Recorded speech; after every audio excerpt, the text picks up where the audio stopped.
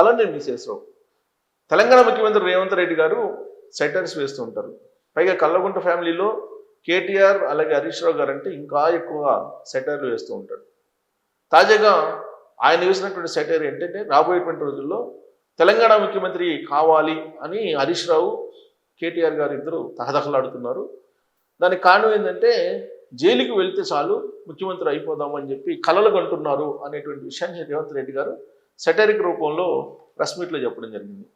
అంతేకాదు జైలుకి వెళ్ళొచ్చినటువంటి జగన్మోహన్ రెడ్డి, జైలుకి వెళ్ళొచ్చినటువంటి చంద్రబాబు నాయుడు గారు, జైలుకి వెళ్ళొచ్చినటువంటి తాను ముఖ్యమంత్రి అయ్యాము కాబట్టి అదే తరహాలో ముఖ్యమంత్రి కావాలని చెప్పి హరీష్ రావు అలాగే కేటీఆర్ ఎదురు చూస్తూ ఉన్నారు అనేటువంటి విషయాన్ని ఆయన చెప్పారు.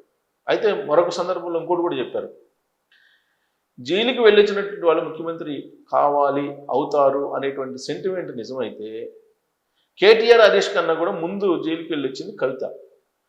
కవిత గారు సీఎం కావడానికి సెంటిమెంట్ పరంగా అవకాశం ఉంది, కానీ వీళ్ళిద్దరికి లేదు అనేటువంటి లాజిక్ కూడా రేవంత్ రెడ్డి గారు తీయటం జరిగింది. మున్సిపల్ ఎన్నికల సందర్భంగా ఆయన మీట్ ది ప్రెస్ పెట్టారు. విలేకరులు అడిగినటువంటి అనేక అంశాల మీద ఆయన సమాధానాలు ఇచ్చారు. దాంతో ఈ సమాధానం కూడా ఇచ్చారు. తెలంగాణకి రాబోయేటువంటి రోజుల్లో ముఖ్యమంత్రి కావాలని చెప్పి వాళ్ళిద్దరూ తహతహలాడుతున్నారు, జైలుకి వెళ్ళి వస్తే చాలు అనుకుంటున్నారు, అందుకే జైలుకి పంపించండి అని చెప్పి ప్రతిసారి వాళ్ళు అడుగుతూ ఉన్నారు. చట్టం తన పని తాను చేసుకోబోతుంది. ఎప్పుడు ఏ విధంగా చట్టం శిక్షిస్తుందో అప్పుడే శిక్షిస్తుంది. దీంట్లో కాంగ్రెస్ పార్టీ ప్రభుత్వం, కాంగ్రెస్ పార్టీ కావాలని వాళ్ళని జైలుకి పంపించడం కానీ లేదా జైలుకి పంపించకుండా ఉండడం కానీ అలాంటివి ఏం జరగవు. చట్టం తన పని తాను చేసుకోబోతుంది అని చెప్పి పివి నరసింహారావు చెప్పినటువంటి అంశాన్ని కోట్ చేస్తూ రేవంత్ రెడ్డి గారు ఈ ఇద్దరు గురించి బిర్లా రంగా అంటూ సెటైర్లు వేశారు. రాబోయేటువంటి రోజుల్లో జైలుకు వెళ్ళాలి అనేటువంటి కోరిక వాళ్ళిద్దరికీ ఉంది అని చెప్పి రేవంత్ రెడ్డి గారు అంటున్నారు.